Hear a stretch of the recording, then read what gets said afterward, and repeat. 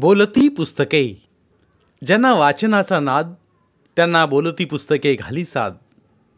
आमचं channel subscribe करा आणि सबस्क्राईब करायला इतरांनाही सांगा. नमस्कार श्रोते मित्र हो. बोलती पुस्तके सादर करीत आहे ज्येष्ठ ग्रामीण कथा कादंबरीकार द स काकडे लिखित कादंबरी चंदन. प्रकरण 5. विजयनं आपलं रिव्हॉल्वर पॅन्टच्या खिशात ठेवलं. वैजयंतीशी न बोलताच तो आपल्या मोटरसायकलकडे गेला. वैजयंती त्याच्या पाठमोऱ्या आकृतीकडे पाहतच राहिली. तिला जाणवलं आपण लायक नालायक शब्दांचा खेळ केला. त्या खेळानं हा तरुण दुखावलाय. त्याच्या मनाला आपलं बोलणं राग येण्या इतपत लागलंय. ती तशीच जरा जोरात गेली. त्यानं मोटरसायकल स्टार्ट केली होती. तो त्याच्या बॅकसीटवर वैजयंती बसलेली. वैजयंती, तो मागे वळून न पाहता बोलला. काय? ती खाली मान घालून बोलली. एखाद्या नालायकाच्या पाठी लागणं ठीक नाही. मी काय पाठीमागं लागले नाही. मी फक्त पाठीमागं बसले. पाठीमागं कोण बसतं? कोण बसतं? ते तू तुझ्या मनाला विचार. तुला माहीत असेल तर सांग. एखाद्या तरुणाच्या गळ्यात पडणारी तरुण स्त्रीच अशी पाठीमागं बसते. मी म्हणते तिने पाठीमागं का बसू नये? मतलब तिला संकटातनं का वाचवावं? म्हणजे मी काय गुन्हा केला? तो एकटा मोटरसायकलवरनं गेलास तर तू गुन्हा करणार आहेस. मी नाही समजलो. तू निघून जाशील आणि मघाचे ते गुंड इथं कुठं जवळपास लपून बसले असतील तर पुन्हा. अरे हो, सॉरी. वैजयंती, खरंच तू माझ्या मागे लागलीस. मागे लागली नाही आहे. मी तुझ्या मोटरसायकलवर मागे बसले ते ठीक आहे म्हणायचं. ओ येस, तसंच. तर मग कर मोटरसायकल स्टार्ट. आणि तुला कुठे नेऊ? तुझी इच्छा असेल तिथे. होय विजू. दोघे एकमेकांच्या लाडीक नावातच गुरफटले गेले. विश्रामबाग वाड्याजवळ मोटरसायकल येताच पाठीमागं बसलेल्या वैजयंतीची चुळबुळ सुरू झाली. तिला कॉलेजच्या हॉस्टेलवर जायचं होतं. तिला यायला उशीर झाला म्हणून प्रोफेसर कर्नाटकी रागावणार होत्या. त्यात त्यांची विचारण्याची पद्धत म्हणजे डोकेदुखी. कसंही उत्तर द्या, त्याचं समाधान कधी व्हायचं नाही. चल, आपण हॉटेल शीतलमध्ये जाऊ. वैजयंती. नको. का? तिथे कॅबरे चालतो म्हणे. तुला कसं माहीत? आमच्या लेडीज हॉस्टेलमध्ये चर्चा चालते ना. म्हणजे तुमच्या लेडीज हॉस्टेलमध्ये सर्वच विषयावर चर्चा चालते म्हणायची. लेडीज हॉस्टेलमध्ये काय चालत नाही ते विचार. म्हणजे कॅबरे पण चालतो? लेडीज हॉस्टेलमध्ये ते चावट जोक्स, एकमेकांच्या अंतरुणात शिरून केला अशिष्ट चाळा, कसं सांगायचं हे विजयला? तो तसा अनोळखीच. त्याला कसं ते सांगायचं? जवळीक असती तर मनातलं सांगायला काही वाटत नाही. पण इथे तर अजून पूर्ण ओळखसुद्धा झालेली नाही आहे. वैजयंती, तुमच्या हॉस्टेलमध्ये तरुण मुलींचं रॅगिंग चालत असेल ना? छट. वैजयंती सारं काही लपवण्यासाठी बोलली. आमच्या कॉलेजच्या हॉस्टेलमध्ये तर आम्हाला मुलांच्या हॉस्टेलमधले रॅगिंगचे सारे रिपोर्ट्स माहीत आहेत. म्हणजे तुमचं लेडीज हॉस्टेल फारच फॉरवर्ड आहे तर. हो ना. तू कशी काय आहेस? त्यानं तिच्या खांद्यावर हात टाकून म्हटलं. त्याचा तो आगाऊपणा तिला आवडला नाही. त्याचा खांद्यावरचा हात बाजूला करीत ती बोलली. हे काय करतोस विजय? खांद्यावर हात ठेवतोय. तिच्या खांद्यावर निलाजरीपणाने पुन्हा हात ठेवत तो बोलला. तुला काय बैलाचा खांदा वाटला काय? बैलाचा नाही, गाईचा खांदा वाटला. एकदम मौशार. बरं, मी निघते. त्याला कटवण्यासाठी ती म्हणाली. तुला मी वाचवलं त्याचं काही बक्षीस? बक्षीस? ती चमकारली. होय. कोणतं बक्षीस? तू नाटक सिनेमा पाहत नाहीस? पाहते. मग त्यात नायिकेचा प्राण वाचवला की ती काय करते माहीत असेल? शी, मला काही तसलं आवडत नाही. त्याची नजर चुकवत ती बोलली. लग्नापूर्वी साऱ्याच तरुण मुली सभ्य असतात. लग्नापर्यंत तसंच पावित्र्य राखायचं असतं. लग्नानंतर तिनं आपलं सर्वस्व तिच्या साथीदाराच्या स्वाधीन करायचं असतं. विजयनं डोळ्यांच्या कडांतून तिच्याकडे पाहिलं. वैजयंती एकदम हाती येणार नाही हे त्यानं ताडलं. मग तो बोलला, वैजयंती, अच्छा, तर मग मी निघतो. बरं, पण मला लेडीज हॉस्टेल सोडतोस ना? आता का मरतेस? मरत नाही, जिवंत राहण्यासाठी बोलते. मला अजूनही त्या धटिंगणांची भीती वाटते. मला वाटतं मी तुला आवडलो म्हणून तू तसं बोललीस. तू आवडण्याचा प्रश्न कुठे येतो? ती सरळ बोलली. म्हणजे मी तुला आवडावा असा नाही? त्याचं उत्तर सध्या तरी माझ्याजवळ नाही. म्हणजे ह्याचं उत्तर तू उद्या तरी देऊ शकशील. कशाला उद्याची बात? आपण आज काय जगतोय याला अर्थ आहे. विजयच्या हाती ती सापडणे शक्य दिसत नव्हते. विजय, मला मात्र एक गोष्ट करायला हवी. कोणती? तुझे आभार मानायला हवेत. मला तुझे आभार नकोत. मग? मला तू हवी आहेस वैजू.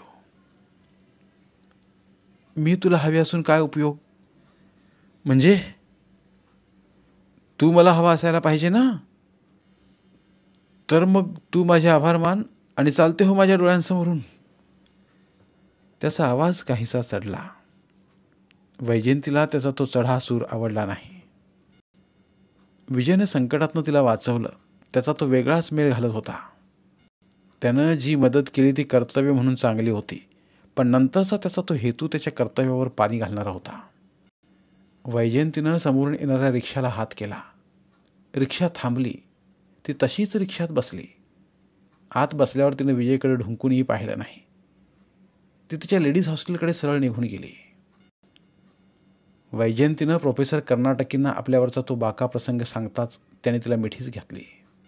तिला वाचवणाऱ्या तरुणाचं नाव कर्नाटकीने विचारताच ती म्हणाली, त्यांचं नाव?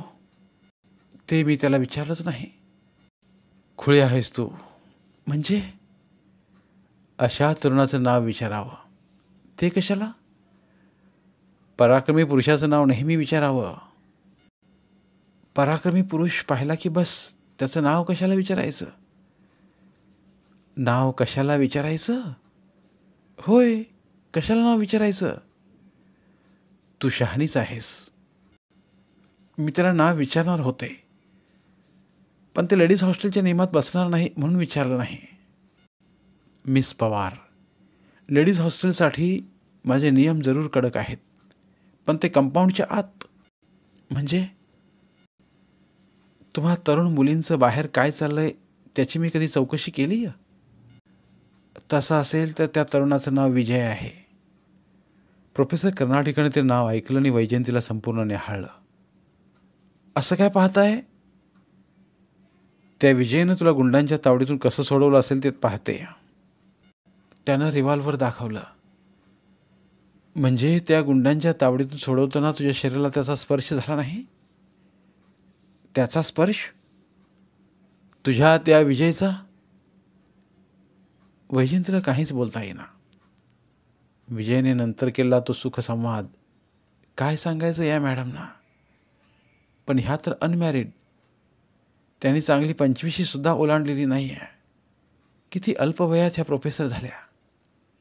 त्यात त्यांच्या डोक्याचा तो बॉबकट किती आकर्षक, भुवयांची कमान किती रेखीव, वर्ण किती गोरा पान. अच्छा पवार, यू गो, पण जपून. त्या विजयच्या प्रेमात उगाच पडायचीस. तारुण्यात प्रेम फार जवळ फिरकत असतं. So I am telling you. सोनरावाने वैजयंतीला डॉक्टर करायचं ठरलं होतं. तिचीही तीच इच्छा होती. SSCला ती तालुक्यात प्रथम आली होती. पंचायत समितीच्या सभापतींच्या हस्ते तिचा तालुक्याच्या गावी सत्कार झाला होता. त्यावेळी आपण पुढे डॉक्टर होणार असल्याचं वैजयंतीनं भाषण केलं होतं. त्याप्रमाणे ती पुण्यास कॉलेजात शिकण्यास आली आणि FY सायन्सला ती युनिव्हर्सिटीत तिसरी आली. इंटर सायन्सला मात्र ती कशीबशी पास झाली, कारण तिच्या आयुष्यात घडलेलं ते नाट्य. पुन्हा युनिव्हर्सिटीत ती इंटर सायन्सचा रिझल्ट बघायला गेली तेव्हा तिच्या लांबलचक वेणीचा शेपटा ओढला गेला. तिला तिच्या वेणीशी कोणी केलेला चाळा आवडत नसे. रागाने तिनं मागं वळून पाहिलं तशी ती चकित झाली. कोण? विजू? ती अभावितपणे बोलली. म्हणजे तू मला विसरली नाहीस? तू तरी कोठे विसरलास? कशावरनं? वेणी कशी ओढलीस? खराय वैजू, तुझ्यासाठी किती तडपडतोय मी, पण तू कुठेच सापडत नव्हतीस. तुमच्या ॲन्युअल स्पोर्ट्स संपल्यानंतर युनिव्हर्सिटी एक्झाम आणि आता तू भेटतेस रिझल्टच्या वेळी. विजू, तू पास झालास? रिझल्टला मार गोळी वैजू. का? तू भेटलीस आणि अभ्यासाचं खोबरं झालं. म्हणजे MSc ॲग्रीला बसलोच नाही मी. अरर, का दुःख व्यक्त करतेस? तुझं लास्ट इयर होतं ना? त्यात काय एवढं विशेष? तुझी आई रागवायची नाही? मी शिकावं अशी तिची इच्छाच कुठे होती. मी आमची बागायत शेती करावी असं तिचं मत. MSc ॲग्रीवाल्यांच्या थोबाडात अनुभवी शेतकरी मारेल. ते खरं आहे. MSc ॲग्री होऊन का उत्तम शेती करता येणार आहे? महाराष्ट्रात जे शेतकरी पीक स्पर्धेत गाजलेत ते का BSc MSc आहेत? वैजू, तू तर माझ्याच मातीची आहेस. आपल्या दोघांची मतं सारखीच. खरं आहे. तुला इंटर सायन्सला किती पर्सेंटेज पडलेत? नावाला पास झाले. म्हणजे तुझं मेडिकल बोंबलते की काय आहे? होय. आमचे आबा माझा जीव खाऊन टाकणार. डॉक्टर कशाला होतेस? माझं स्वप्न आहे ते. आता ते स्वप्न साकार होईल? विजय, तू भेटला नसतास तर बरं झालं असतं. त्या प्रसंगापासून तू सारखा डोळ्यांसमोर यायचास. तुझ्यापेक्षा माझं तरी काय वेगळं झालं? तुझं तरी इंटर्नचं वर्ष होतं, पण माझं तर MScचं वर्ष होतं. पण मी केअर केली नाही. खरं? मग काय खोटं बोलतोय? वैजयंतीला विजय मनापासून आवडला. तिच्यासाठी तो MScला बसला नव्हता. उलट ती कोठे भेटते का ते पाहत होता. वैजू, इंटर सायन्सला कमी मार्क्स भेटले म्हणून खट्टू होऊ नकोस. BScला जोर लाव. आणि तू?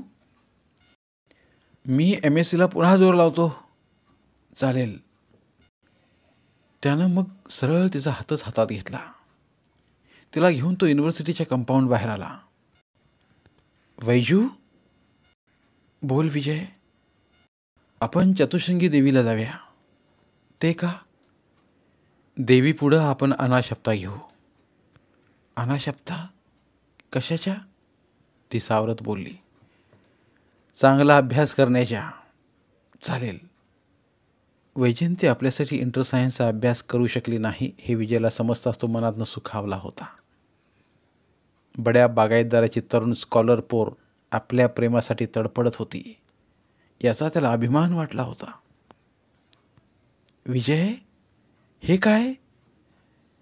काय वैजयंती, आपण कोठे चाललोय? सिमला ऑफिसजवळ आपण चाललोय. पण तू म्हणालास आपण चतुश्रृंगी देवीला जाऊ. अरे हो, मी विसरलोच. आपल्या दोघा तरुण जीवांच्या गप्पांत आपण देवीचं विसरूनच गेलो. असू दे, देवीला आता नंतर जाऊ. आता असं करूया. काय? माझ्या ब्लॉकवर जाऊया. तुझा ब्लॉक? होय. कोठे आहे तो? डेक्कन जिमखान्याला. वा वा, काय तू ब्लॉक बघ, मग आणखी वा वा करशील. म्हणजे तू हॉस्टेलवर राहत नाहीस? हॉस्टेलचं फालतू आयुष्य मला नको आहे. शिवाय ते किचकट नियम, ते मेसचं घाणेरडं खाणं मला आवडत नाही. ब्लॉक तुझा आहे? मग कोणाचा? मला वाटलं मित्राचा. मी सांगितलं ना, आपली श्रीरामपूरला भरपूर बागायती शेती आहे. वर्षाला 3-4 लाखाचा ऊस विकला जातोय. 3-4 लाखाचा ऊस? मग श्रीरामपूर तू पाहिलंयस? पाहिलं होतं, पण ते नुसतं एसटीतनं. एकदा माझ्यासोबत चल श्रीरामपूरला. मग बघ माझी शेतीनी बंगला. घरी फक्त आईच ना? होय. 3-4 जोडपी ठेवलीत आईनं शेतीवर नोकरीसाठी. तेच सारी कामं करतात. मला 15 दिवसाला श्रीरामपूरला जावं लागतं. शेतीकडे बघून यावं लागतं. वैजयंती त्याच्या बोलण्यानं भारावली. एवढ्या मोठ्या बागायती शेतीचा मालक असणारा हा तरुण, तो जर जीवनसाथी म्हणून मिळतोय तर का सोडा? वैजयंती, बस रिक्षात जाऊया आपण डेक्कनला. चल ना, ती आडेवेळे न घेता बोलली. त्याचा नील अपार्टमेंटमधला तो 2 रूम किचनचा ब्लॉक पाहून वैजयंती चकितच झाली. ब्लॉकवरची विजेची नेमप्लेट पाहून तर त्याच्या बोलण्याचा खरेपणा तिला आला. त्या ब्लॉकमध्ये त्याच्यासाठी एका बड्या लॉजवरनं जेवणाचा डबा येत होता. विजय, या ब्लॉकमधल्या फर्निचरला किती रुपये खर्च केलेस? 25,000. काय? ती मंत्रमुग्ध होतच म्हणाली. आई आणखी फर्निचर करायला सांगत होती, पण मी ऐकलं नाही. का? हा टेम्पररी ब्लॉक. इथे कशाला 50,000 रुपये फर्निचरमध्ये खर्च करायचे? त्यापेक्षा श्रीरामपूरच्या बंगल्यातल्या फर्निचरवर खर्च केले चांगले. वैजू, तू तो बंगला बघायला हवास. त्यातलं फर्निचर पांडवांची मै सभा म्हणतो. या ब्लॉकवरनं त्या बंगल्याची कल्पना येते. वैजयंती, या ब्लॉकमधलं स्वयंपाकघर पाहिलंयस? वैजयंती किचनमध्ये गेली आणि तिच्यातील स्त्री ते पाहतच राहिली. स्वयंपाकघर स्टीलच्या भांड्याने भरलेलं होतं. किचनचा ओटा तर चांगल्या टाईल्सनं सजवलेला होता. तिथे गॅस होता. स्टीलची पाण्याची टाकी होती. कोणातरी चांगल्या सुगरणीची वाट ते स्वयंपाकघर पाहत होतं. वैजू, पाहिलं स्वयंपाकघर? होय. आवडलं? होय. हॉस्टेलऐवजी इथे राहतेस? तुझ्यानं माझ्या जेवणाची सोय होईल. वैजयंतीनं ते ऐकलं आणि तिच्या डोळ्यांसमोर सुखद चित्र तरळलं. पुण्याच्या ह्या चांगल्या एरियातल्या ब्लॉकमध्ये किती सुखानं राहता येईल आपल्याला. विजयसारख्या तरुणाची साथ असताना जीवनात काय कमी. धन्यवाद. उर्वरित कादंबरी पुढील भागात. धन्यवाद. प्रिय श्रोते मित्र हो, आपल्यासाठी एक आवाहन. आमच्या चॅनलच्या प्लेलिस्ट विभागात तुमच्यासाठी शेकडो कादंबऱ्यांचे ऑडिओ बुक्स उपलब्ध आहेत. तिथे प्रत्येक कादंबरीचे सर्व भाग एकत्रित मिळतील. त्यामुळे सध्या सुरू असलेल्या क्रमशः कादंबरीच्या पुढील भागासाठी वाट पाहण्याची गरज नाही. तुमच्या वेळेनुसार तुम्ही संपूर्ण कादंबरी सलगपणे ऐकू शकतात आणि साहित्याचा आस्वाद घेऊ शकता. कृपया आमच्या चॅनलच्या होमपेजवर जाऊन प्लेलिस्ट चेक करा आणि तुमची आवडती कादंबरी निवडा. धन्यवाद.